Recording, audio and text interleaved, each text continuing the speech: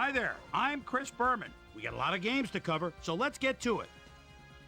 In our first game this week, we had the Bills come away with a brutal 18-point victory. We had a big injury in this one, and Trey has the lowdown for us. Trey? All right, Chris, thanks. Unfortunately, we did have some big injuries this week, but before we get to those, we're going to run down the rest of the NFL.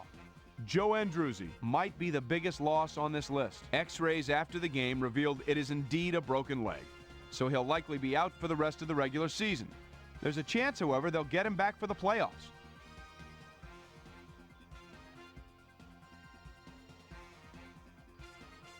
Now the big story of the day.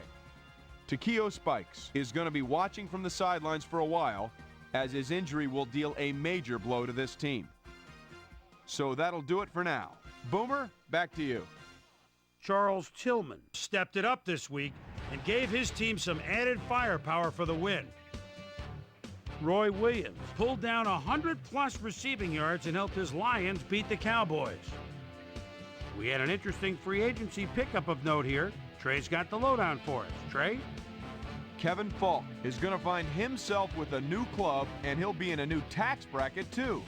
4 years, $2.8 million. This guy will also be locked up for a while as he signs a healthy 6-year contract with the Cowboys. In the nation's capital, Washington, D.C., we had the Redskins end up on the short end of an 18-point shtick. In a long-standing AFC rivalry, we had the Patriots pick up their 3rd win of the season.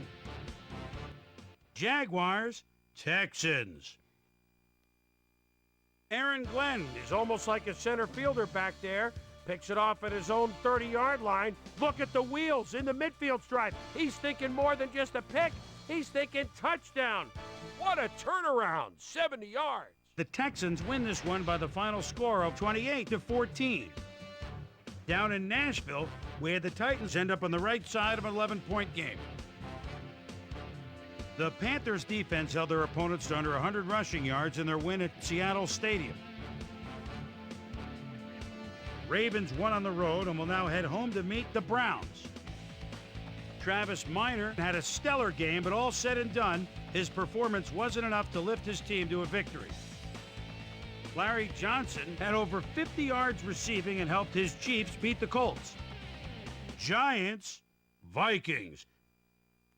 Dante Culpepper is at the 25-yard line, back set behind him. There's the fake handoff, rolling left. The left, no, now he's going to make a move and outrace the linebacker. Touchdown. The Vikings go on to win this by the final score of 31-10. In San Diego, right by Coronado Bay, we had the Chargers get buried by 19 points. And in our final game, we had the Broncos come away victorious.